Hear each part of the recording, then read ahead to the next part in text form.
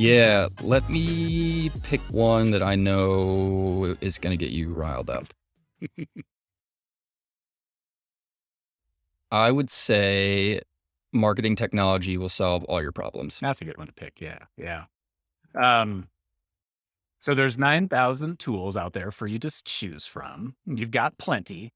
Um, and even when it was probably 1,000 tools, right? I think as marketers, we tend to,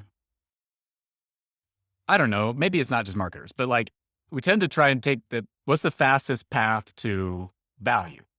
And what we have working against us is really good marketers and sellers, that like make us believe and feel like, oh, I have to have this tool. I've got to have this tool, or maybe I'm having some pain.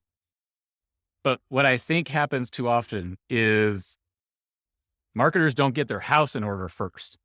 So like if your house is all disarrayed and you bring a let's say your floor is covered in toys and shit, and you bring a robot vacuum into your house and you set that thing loose, what's going to happen? It's going to run into shit. It's going to go all around. It's going to suck up things you want. It's going to spit out things you don't want. So like, it's the same thing with marketing. If your house isn't in order and then you just slap technology on top of it, it's going to be all out there. It's going to be making the wrong decisions. It's not going to fix the problem that you have.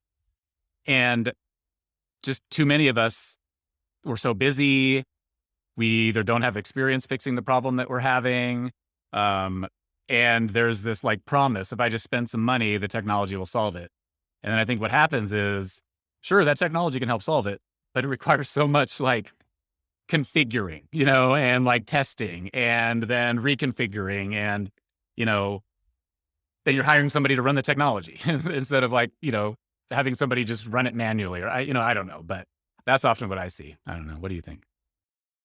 So I think because I started out in consulting, this is how I see this myth. And if I did not start out, my first, 4 or 5 years in consulting, I probably wouldn't think this way, but it will solve all of your problems if you have a plan in place. And if you look at it from like a people, process, and technology perspective. I think when people buy MarTech and don't have any sense of plan in place, both from like what they need to do and how they're going to do it and who's going to do the work, that's when people just buy a bunch of MarTech and then 3, 6, 9, 12 months later, they haven't solved any of their problems and they've spent, 5, 6 figures on MarTech and they're in the same exact position. So Yep. I think when you look at it for like, what do we actually need to solve for here? How are we going to solve it? Do we have the people to solve it? Yes, it can solve a lot of your problems. It'll make you more efficient at the end of the day. The same thing goes though, that you could do a lot of this work manually. It's going to take more time without the tech. But if you start with the tech first and then try to frame everything up around the tech, then no, it's never going to solve your problems. You're going to get fired. Yeah. Yeah. And oftentimes we see like, the last couple of years when we've had a really like booming growth economy, this is when a lot of tool explosion happens, because like marketers have more budget. They're like, oh, I got a little bit of luxury here. Oh, okay. Yeah. Let me slap that tool. I'm going to try this out. Now, like as some marketers are contracting some of their dollars. This is an area that will get focused attention. And so we already did an episode on this, but the non-must-have technologies will start to get squeezed out. And We're making up words. We're giving econ lessons. This is an unbelievable podcast. Cool. All right. So I think the point there is technology is not a silver bullet solution, usually ever. Yeah. No, ever. Start with the plan, figure out the people and resources that you need, and then buy the tech. Don't buy the tech to figure out the plan and then hope that you have the right resources in place. Yeah. And I think the last thing that I want to add here, because I think it's an important point. 5 years ago, I think, and I would say this to our sales team's faces, I think it was way easier to sling MarTech to B2B marketing buyers. And the reason why I say that is they hadn't really gotten burned yet by a lot of these purchasing decisions. But because many of these MarTech tools are promising anything and everything and oftentimes under delivering significantly, it's made it that much harder for people to open up their checkbooks and say, you know what, I'm ready for this, because we're Yeah. skeptical at the end of the day. We're way more skeptical than we were 5 years ago. That's totally true.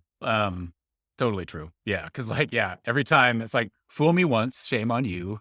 Fool me twice, shame on me. It's exactly Yeah. that. Um, how many of these am I gonna try before I just like, fuck this? You know, like I'm just gonna do it on my own, or I'm gonna build my own thing that's very unique to my, situation. Yeah, no, absolutely. And then yeah, and so the more MarTech platforms don't deliver value, the more we basically kind of self-fulfilling prophecy ourselves into getting buyers to not even want it anymore. So like, um, yeah, it's interesting. There's so many tools. I honestly still don't know how there's this many. Like, yeah, I just don't know. Like, um, probably ourselves, even like the small as we are, we probably have 100. Even if we actually sat down to count. I mean, maybe it's not that many, but like, it's I bet you it's not that far away from that, because I saw some stat that was the average B2B marketing team uses, I want to say it was like somewhere in the range of like 70 to 90 yeah, tools, like at the end of the day, if you count all the yep, little medium size and big things. So I don't think you're yeah, that far yeah, off. yeah.